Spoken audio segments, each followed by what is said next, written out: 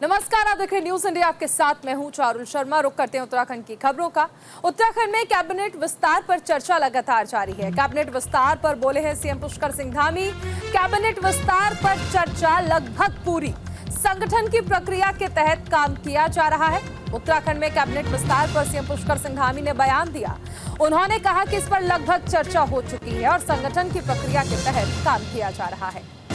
बड़ी खबर कैबिनेट विस्तार पर। मुख्यमंत्री पुष्कर सिंह धामी ने कहा कि इस पर चर्चा लगभग पूरी हो चुकी है।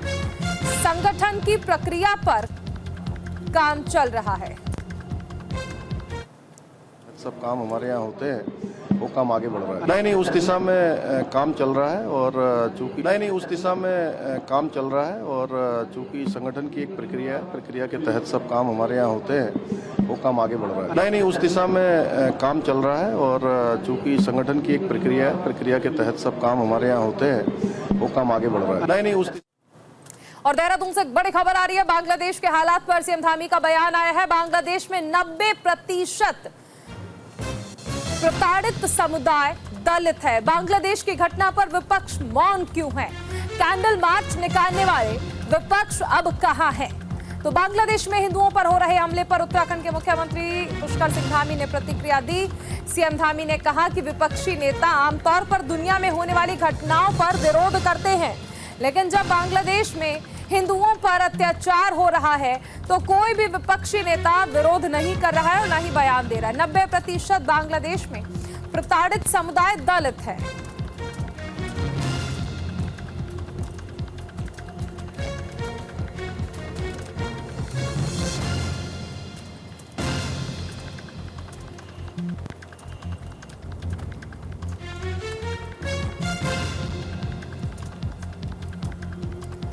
देहरादून से ये बड़ी खबर है। बांग्लादेश की घटना पर विपक्ष मौन क्यों है? सवाल उठाया है मुख्यमंत्री पुष्कर सिंह धामी ने। 90% प्रताड़ित समुदाय वहां पर दलित है, लेकिन विपक्ष अब मौन है। विपक्ष कैंडल मार्च निकालता है बात बात पर, विदेशी मुद्दों पर बोलता है, लेकिन अब खामोश है। आपने चिंता जाहिर की है, किस तरीके से आप देखते हो बांग्लादेश में हालात है?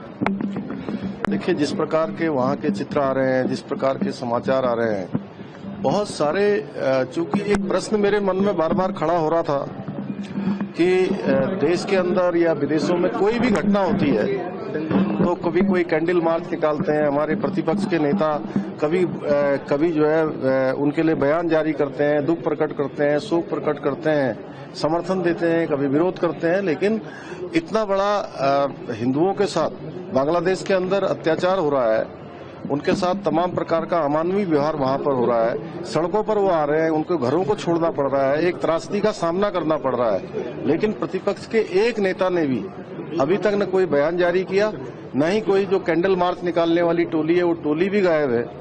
ऐसे समय में चूंकि हर समय जाति पाति में बांटने वाले जो नेता हैं वह भी सामने नहीं आ रहे हैं, और जबकि वहां पर एक समुदाय के लोग जिनके साथ उत्पीड़न हो रहा है उसमें 90% लोग केवल दलित समुदाय के लोग।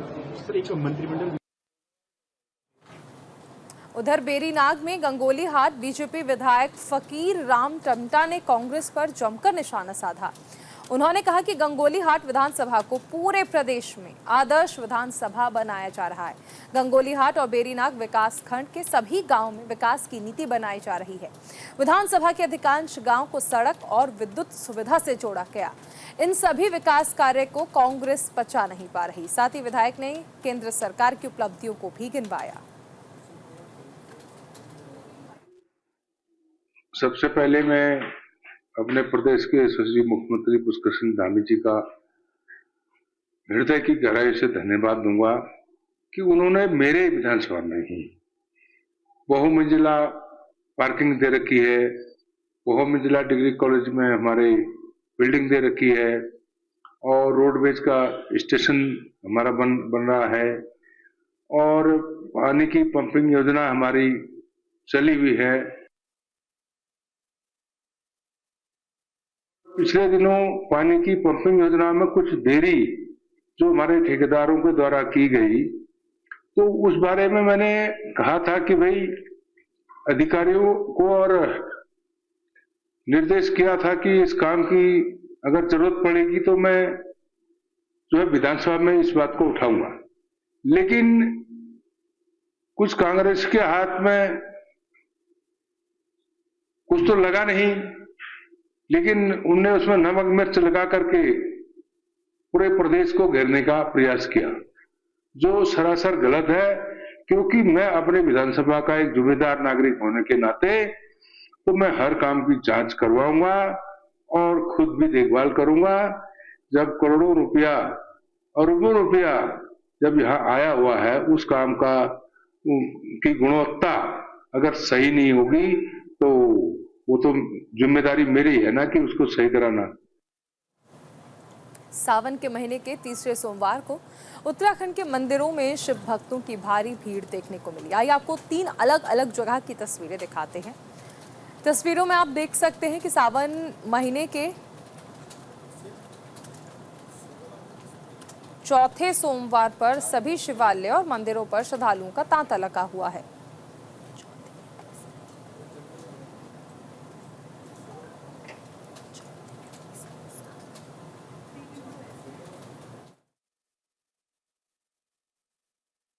नगर की तस्वीरें आपको दिखाई जा रही हैं, जहां पर सावन के सोमवार में श्रद्धालुओं का तांता लगा हुआ है। हरिद्वार, लक्सर और विकास नगर की तस्वीरें आपको दिखाई जा रही हैं। आज सावन का चौथा सोमवार है और उसमें आप देख सकते हैं हर तरफ श्रद्धालु पहुंचे हुए हैं। 3 अलग अलग जगह की तस्वीरें आपको दिखाई जा रही हैं। सावन महीने के चौथे सोमवार पर भी लक्सर देहात क्षेत्र के तमाम शिवालय और मंदिरों पर श्रद्धालुओं का तांता लगा रहा। सावन का महीना भगवान भोलेनाथ का सबसे प्रिय है। सोमवार के दिन भगवान भोलेनाथ की पूजा आराधना का विशेष महत्व है। सावन के चौथे सोमवार को भक्त भगवान भोलेनाथ को मनाने के लिए शिवालय में जाकर शिवलिंग का जलाभिषेक कर रहे हैं, तो कुछ भक्त उपवास रखकर भोलेनाथ का भजन कर रहे हैं। देश भर के तमाम शिव मंदिरों में आज सुबह ही भोलेनाथ के भक्तों का तांता लगा रहा। हरिद्वार के शिवालय में भी शिव भक्ति का संगम देखने को मिला। भक्त कतारों में लगकर भोलेनाथ की पूजा आराधना कर रहे हैं।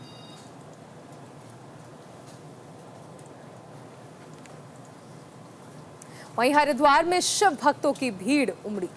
सावन के चौथे सोमवार पर भक्तों का तांता लगा रहा। गंगा घाटों पर श्रद्धालुओं ने पूजा अर्चना की। धर्म नगरी हरिद्वार में आज यानी चौथे सोमवार को भी शिवालय में भक्तों का जन सैलाब उमड़ गया। सुबह से ही शिव भक्त जलाभिषेक कर महादेव की आराधना में लीन रहे। सभी प्रमुख मंदिरों में भक्तों की लंबी लंबी कतार देखने को मिली। सुरक्षा के मद्देनजर पुलिस प्रशासन ने चाक चौबंद इंतजाम किए। मंदिर समितियों की ओर से भी भक्तों के लिए विशेष व्यवस्थाएं की गई थी। हर की पैड़ी समेत गंगा घाट पर श्रद्धालुओं का तांता लगा रहा। पहाड़ों में भी भारी बारिश के चलते गंगा का जल स्तर बढ़ गया।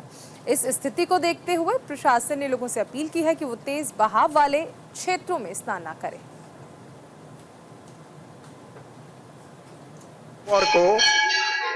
मंदिर समिति के द्वारा बाहर बेलपत्र, पुष्पपत्र और अर्घ के पत्ते प्रोवाइड कराए जाते हैं ताकि समाज पब्लिक को घर से लाने में, तोड़ने में दिक्कत ना आए, पेड़ों पर ना तोड़ें। और मंदिर में जल चढ़ाने के लिए भी तांबे के बर्तन प्रोवाइड किए गए हैं। जो लोग घर से नहीं ला पाते हैं उनको मंदिर में ही ये व्यवस्था मिल जाती है। अपेक्षाकृत 3 सोमवार से थोड़ी सी कम दिखी है, लेकिन पूजा पाठ बहुत अच्छी तरीके से मंदिर परिसर की जो व्यवस्थाएं हैं वो बहुत अच्छी पाई गई हैं। इनके पास जो भी जैसे पात्र वगैरह जो रखे हुए हैं चढ़ाने के लिए, जैसे हम लोग आते हैं, बैचलर हैं, हम लोग इजीली चढ़ा सकते हैं। यहाँ से पात्र लेते हैं और चढ़ा देते हैं। तो बहुत अच्छी व्यवस्था है और हर हर महादेव।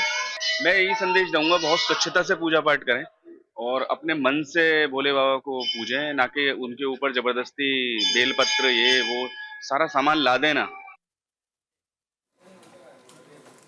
सावन महीने के शुक्ल पक्ष की प्रदोष पर सोमवार को श्रद्धालुओं ने भगवान आशुतोष का जलाभिषेक किया। और अपने उज्जवल भविष्य की कामनाएं की। सुबह से ही मंदिरों में श्रद्धालुओं की लंबी कतार लगी रही और भगवान शंकर के जय घोष से शिवालय गूंजते रहे। हर हर महादेव के जय घोष से मंदिर परिसर का माहौल धार्मिकमय हो गया।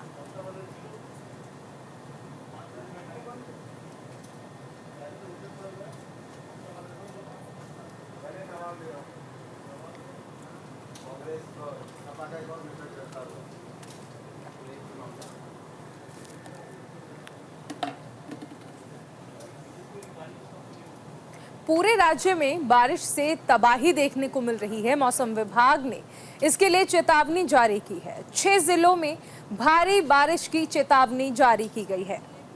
मौसम विज्ञान केंद्र की ओर से देहरादून समेत टिहरी, नैनीताल, चंपावत, चमोली और बागेश्वर जिले के कुछ इलाकों में भारी बारिश का येलो अलर्ट जारी किया गया है।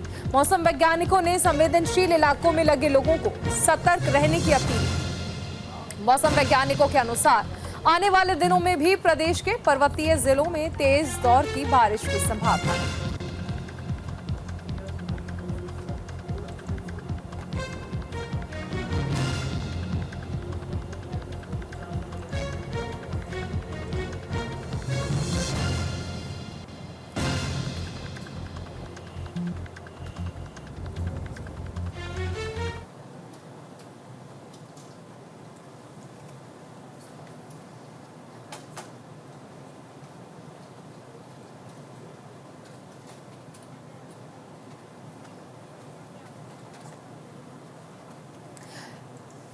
तो बारिश एक बार फिर से आफत बन गई है। उत्तराखंड में आज भी मौसम की मार देखने को मिली है। मौसम विभाग ने कई जिलों के लिए अलर्ट जारी किया। देहरादून सहित 3 जिलों में भारी बारिश का अलर्ट जारी किया गया है। भारी बारिश से लगातार लैंडस्लाइड हो रही है। मौसम विभाग ने येलो अलर्ट जारी किया है। कुल 10 जिलों में पानी बरसने वाला है। चमोली और बागेश्वर में ऑरेंज अलर्ट जारी किया गया है। देहरादून, रुद्रप्रयाग, नैनीताल में अलर्ट जारी किया गया है। टिहरी, पौड़ी, पिथौरागढ़ में बारिश की संभावना है। चंपावत और उधम सिंह नगर में भी बारिश की संभावनाएं जताई गई हैं। सिरोबगढ़, छिनका में भूस्खलन से बद्रीनाथ हाईवे बंद हो गया। गौरीकुंड हाईवे डोलिया देवी के पास मलबा आने से बाधित है। थराली देवाल मोटर मार्ग पर लैंडस्लाइड है। भूस्खलन से 20 मोटर मार्ग बंद है। मौसम विभाग ने सावधानी बरतने की अपील की है। बारिश के चलते नदी नाले उफान पर, लोगों को सतर्क रहने की सलाह दी गई है। नदियों के पास ना जाने की अपील भी की गई है।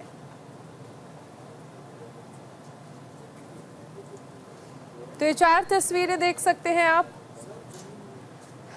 रुद्रप्रयाग, केदारनाथ, लक्सर और हल्द्वानी की ये तस्वीरें हैं जहां पर कहर देखने को मिल रहा है। केदारनाथ में बारिश से तबाही आई हुई है।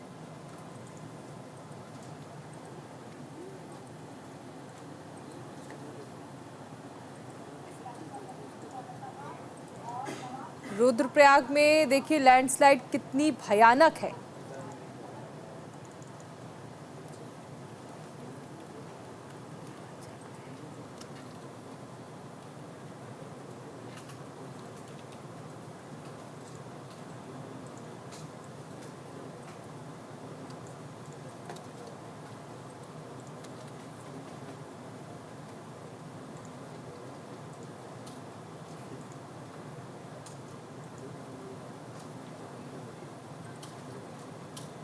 केदारनाथ के पैदल रास्ते पर एक बार फिर से लैंडस्लाइड हुआ है।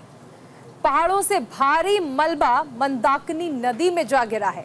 झील बनने का खतरा अब और ज्यादा बढ़ गया है। लोगों को सतर्क किया गया है। बड़ी खबर केदारनाथ से आ रही है जहां पर पहाड़ों से मलबा आकर गिरा है और अब मंदाकिनी नदी में ये सारा मलबा जाकर गिरा है, जिसके बाद अब झील बनने का खतरा और ज्यादा बढ़ गया है। दरअसल लगातार जो मलबा जा रहा है मंदाकिनी नदी में, उसके बाद अब आप देखिए कि स्थिति कितनी बेकार होती जा रही है। अब ये माना जा रहा है कि मंदाकिनी जो है वो इधर उधर फैल रही है, पानी जा रहा है, जिसके बाद यहाँ पर अब ये माना जा रहा है कि अगर ऐसी स्थिति रही तो मंदाकिनी झील में बदल जाएगी। लक्सर में भारी बारिश से तबाही आई है। गंगा और सोलानी नदी का जलस्तर बढ़ गया है। जलस्तर बढ़ने से आवागमन ठप हो गया है।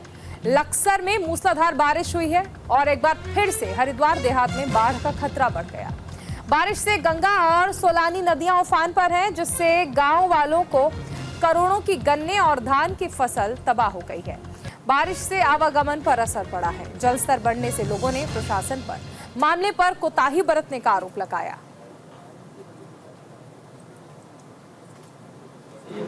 जो लक्सर तहसील में है 4 बाढ़ चौकियां हैं और 4 बाढ़ चौकियों में हमारे 24 घंटा आपदा मित्र हैं। उनके पास समस्त सामान है, चाहे वो लाइफ जैकेट हो, रस्से हों या अन्य जो सामग्री है, टॉर्च वगैरह, आजकल लाइट वगैरह, सारी चीज़ें हमारे पास है। और अगर बाढ़ वाली स्थिति अगर वैसे तो होनी नहीं चाहिए, क्योंकि जहाँ जहाँ हमारे बंदे डैमेज थे, जहाँ जहाँ ज़रूरत थी, वहाँ हमने उसको मरम्मत करवा दी है, चाहे वो गंगा जी की तरफ का हो, चाहे वो सोलानी नदी के तरफ का हो।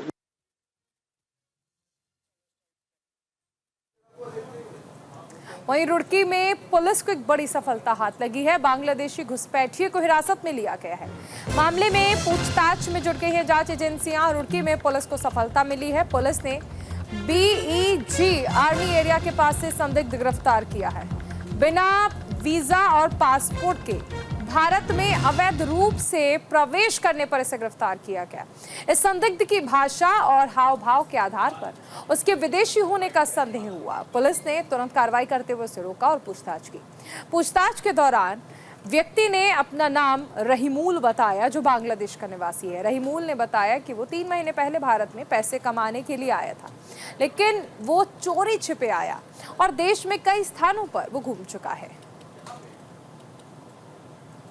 अंतर्गत BEG आर्मी एरिया के पास एक संदिग्ध व्यक्ति के दिखने की सूचना मिली, जिस सूचना पर उसे हिरासत में लेकर उससे पूछताछ करने की कोशिश की गई तो वो केवल बांग्ला भाषा भाषी था और बांग्लादेश का होना बता रहा था।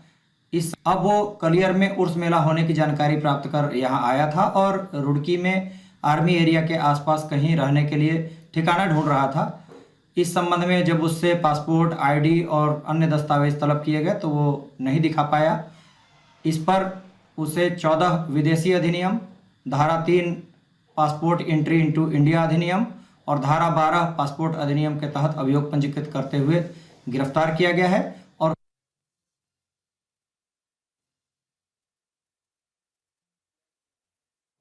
वहीं मंगलौर पहुंचे पूर्व कैबिनेट मंत्री करतार भड़ाना बीजेपी कार्यकर्ताओं ने उनका भव्य स्वागत किया।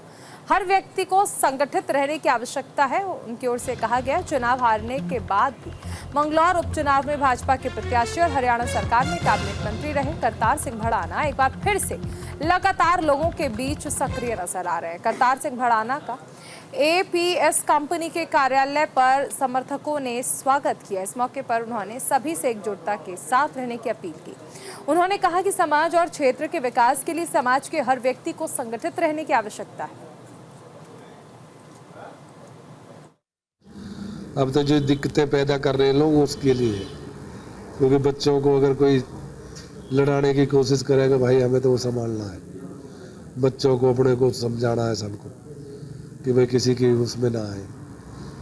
बढ़ाना जी जो है बहुत कम ये गाड़ी एक से हो जाए नहीं सकरियत का जो हमने वादे किए हैं वो तो हमें पूरे करने हैं। जो हमने आप लोगों से वादे किए हैं, आपके सामने किए, आप गवाह हैं कि भाई हम यहीं रहेंगे और जो विधायक काम करेगा उससे 21 करने की कोशिश करेंगे।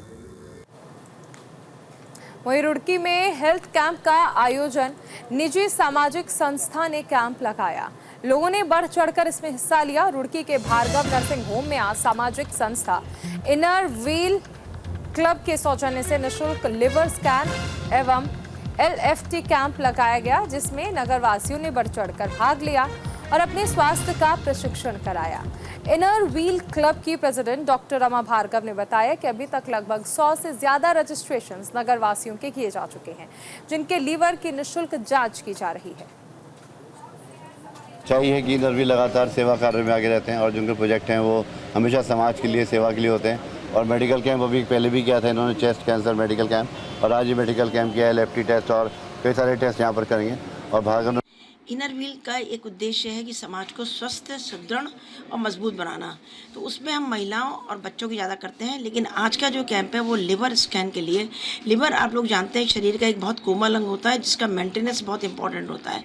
ये टेस्ट आपके फैटी एसिड्स को और लिवर का कितना पार्ट अगर किसी का डैमेज भी है तो वो बताएगा, और उसके साथ हमको ये संकेत करेगा कि कहीं हम लिवर ट्रांसप्लांट की ओर तो नहीं जा रहे हैं। तो उन सबसे बचाने के लिए लिवर स्कैन टेस्ट बहुत ज़रूरी है। साथ ही LFT भी होगा। इसमें हम बता दें कि 100 से ज़्यादा करीब हमारे पेशेंट रजिस्टर हो चुके हैं और हमने अब रोक दिया है क्योंकि इससे ज़्यादा हमारी दिल्ली से कंपनी आई हुई है, वो इनसे ज़्यादा कैटर नहीं कर पाएगी। और इसी के साथ इस बुलेटिन में फिलहाल इतना ही। आप बने रहिए न्यूज़ इंडिया के साथ।